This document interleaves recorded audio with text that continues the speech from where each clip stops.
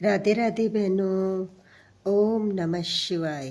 आज हम सुनेंगे मासिक शिवरात्रि व्रत की पूजा विधि और कथा। हिंदू धर्म में मासिक शिवरात्रि का विशेष महत्व है। प्रत्येक महीने की कृष्ण पक्ष की चतुर्दशी तिथि को मासिक शिवरात्रि मनाई जाती है। इस दिन व्रत करने से मनुष्य का हर मुश्किल काम आसान हो जाता है। मासिक शिवरात्रि का व्रत भगवान शिव को समर्पित है। मासिक शिवरात्रि का प्रारंभ महाशिवरात्रि के दिन से करना चाहिए। मासिक शिवरात्रि वाले दिन आप सूर्योदय से पहले उठकर स्नान आदि कर लें।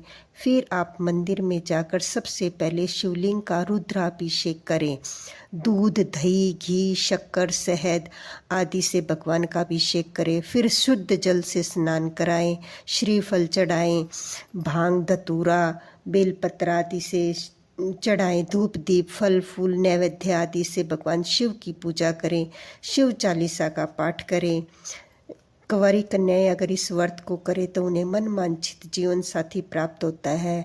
अगर आप व्रत नहीं कर सकते तो कथा अवश्य सुने, जिससे हम पर भगवान शिव का आशीर्वाद बना रहे। आइए अब सुनते हैं शिवरात्रि की व्रत कथा। धार्मिक पौराणिक कथा के अनुसार चित्रभानु नामक एक शिकारी था। जानवरों की हत्या करके वह अपने परिवार को पालता था। वह एक साहूकार का कर्जदार था, लेकिन उसका ऋण समय पर न चुका सका। क्रोधित होकर साहूकार ने शिकारी को शिव मठ में बंदी बना लिया। संयोग से उस दिन शिवरात्रि थी। शिकारी ध्यानमग्न होकर शिव संबंधी धार्मिक बातें सुनता रहा। चतुर्दशी को उसने शिवरात्रि की व्रत की कथा भी सुनी। शाम होते ही साहूकार ने उसे अपने पास बुलाया और ऋण चुकाने के विषय में बात की। शिकारी अगले दिन सारा ऋण लौटा देने का वचन देकर बंधन से छूट गया। अपनी दिनचर्या की भांति वह जंगल में शिकार के लिए निकला, लेकिन दिन भर बंदी गृह में रहने के कारण भूख प्यास से व्याकुल था। शिकार खोजता हुआ वह बहुत दूर निकल गया। जब अंधकार हो गया तो उसने विचार किया कि रात जंगल में ही बितानी पड़ेगी। वह वन एक तालाब के किनारे पर बेल के पेड़ पर चढ़कर रात बिताने का इंतजार करने लगा। बेल वृक्ष के नीचे शिवलिंग था, जो बेल पत्रों से ढका हुआ था। शिकारी को उसका पता न चला। पड़ाव बनाते समय उसने जो टहनियाँ तोड़ी वे संयोग से शिवलिंग पर गिरती चली गई। इस प्रकार दिन भर भूख प्यास शिकारी का व्रत भी हो गया और शिवलिंग पर बेलपत्र भी चढ़ गए। एक पहर रात्रि बीत जाने पर एक गर्भिणी हिरणी तालाब पर पानी पीने के लिए पहुंची। शिकारी ने धनुष पर तीर चढ़ाकर ज्यों ही प्रत्यंचा खींची, हिरणी बोली, मैं गर्भिणी हूँ, शीघ्र ही प्रसव करूंगी। तुम एक साथ 2 जीवों की हत्या करोगे, जो ठीक नहीं है। मैं बच्चे को जन्म देकर शीघ्र ही तुम्हारे समक्ष प्रस्तुत हो जाऊंगी, तब मार लेना। शिकारी ने प्रत्यंचा ढीली कर दी और हिरणी जंगल की झाड़ियों में लुप्त हो गई। प्रत्यंचा चढ़ाने और ढीली करने के वक्त कुछ बेलपत्र अन्यास ही टूटकर शिवलिंग पर गिर गए। इस प्रकार उससे अनजाने में ही प्रथम पहर का पूजन भी संपन्न हो गया। कुछ देर बाद एक और हिरणी उधर से निकली। शिकारी की प्रसन्नता का ठिकाना न रहा। समीप आने पर उसने धनुष पर बाण चढ़ाया। तब उसे देख हिरणी ने विनम्रता पूर्वक निवेदन किया कि हे शिकारी, मैं थोड़ी देर पहले ऋतु से निवृत्त हुई हूँ, कामातुर विरहिणी हूँ, अपने प्रिय की खोज में भटक रही हूँ।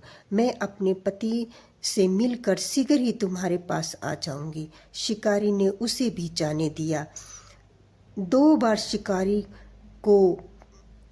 शिकार को खोकर उसका माथा ठनका। वह चिंता में पड़ गया। रात्रि का आखिरी पहर बीत गया। इस बार धनुष से लगकर कुछ बेलपत्र शिवलिंग पर जा गिरे तथा दूसरे पहर की पूजा भी संपन्न हो गई। तभी एक अन्य हिरणी अपने बच्चों के साथ उधर से निकली। शिकारी के लिए वह अवसर था। उसने धनुष पर तीर चढ़ाने में देर नहीं लगाई। वह तीर छोड़ने ही वाला था कि हिरणी बोली, हे शिकारी, मैं अपने बच्चों को इनके पिता के हवाले करके लौट आऊंगी, इस समय मुझे मत मारो।